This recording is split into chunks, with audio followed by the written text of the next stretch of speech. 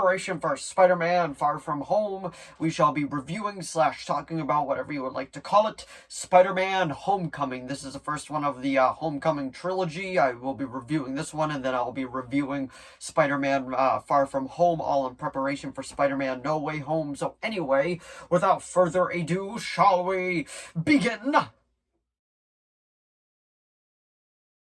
So, Spider-Man Homecoming. This is the something in the MCU. I don't know the actual number off the top of my head, but this is the third time that Spider-Man's been rebooted in like the Marvel Universe, I guess you would like to call it, because first came Tobey Maguire, and then came Andrew Garfield, and now comes Tom Holland.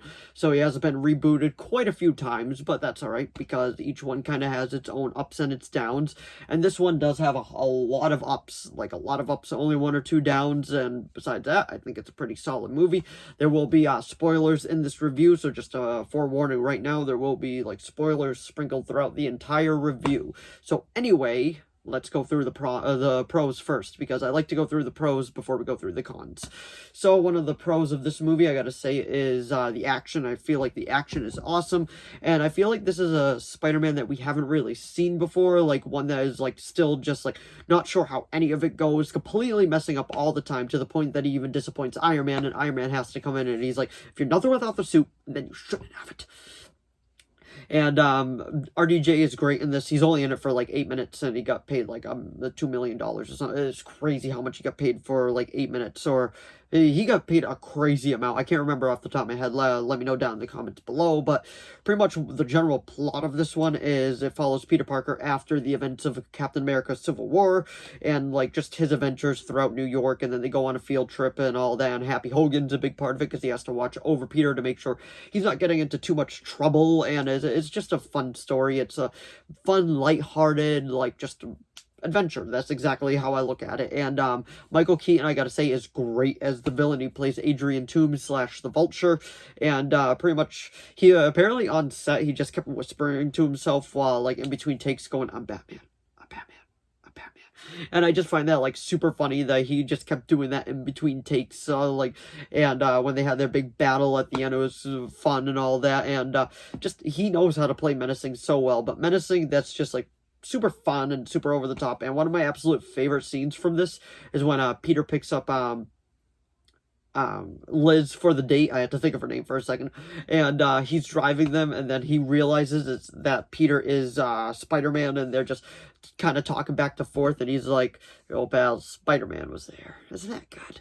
And like just the banter between Tom Holland and Michael Keaton back and forth was so good. And like it was actually really intense. Like Michael Keaton can make a scene super intense if he wants to, and I feel like that's just shows his acting chops like how good he is. And I think it's like it's one of the best villain performances in the MCU, I gotta say so personally.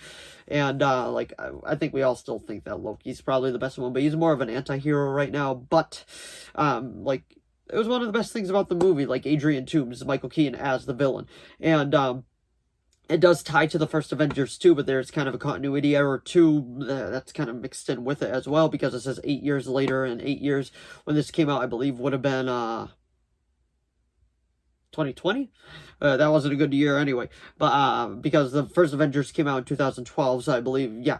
So anyway, that is all the pros with this movie. It only has a couple of cons. I feel like, personally, I feel like the movie could have been a bit longer. I love longer superhero movies, so I definitely feel like this movie could have benefited from a tad bit, like just longer runtime. And not all of the jokes land, but I feel like a good chunk of them land. There's just one or two I was like, okay. Like, it was okay, but it wasn't, like, great with, like, a couple of the one-liners, but a couple of the other ones were just absolutely great, and I really like it. But what I feel like throws a lot of people off of this film, like, a lot of people expect Peter Parker to be, like, high school, Daily Bugle, all that stuff, and this one, they're not doing that. Like, they decided to put a spin on it. They decided, hey, we're actually gonna take things a tad bit differently in this. Like, we've already been through all that, so let's actually focus on the different stuff. Like, like, the death of Ben Parker, that's not even going to be part of this. We're only going to like put a tiny little hint on this.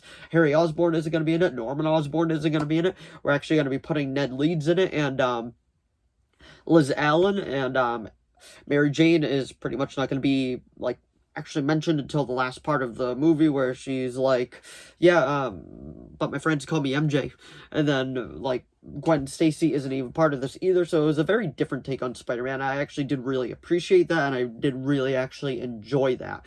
Now, the post-credit scene to this, the first one, the main one, is, Adrian Toomes in prison because obviously he got caught trying to steal the cargo from the Avengers Tower that got bought. I wonder if we're going to find out who bought the Avengers Tower in Spider-Man Far From Home.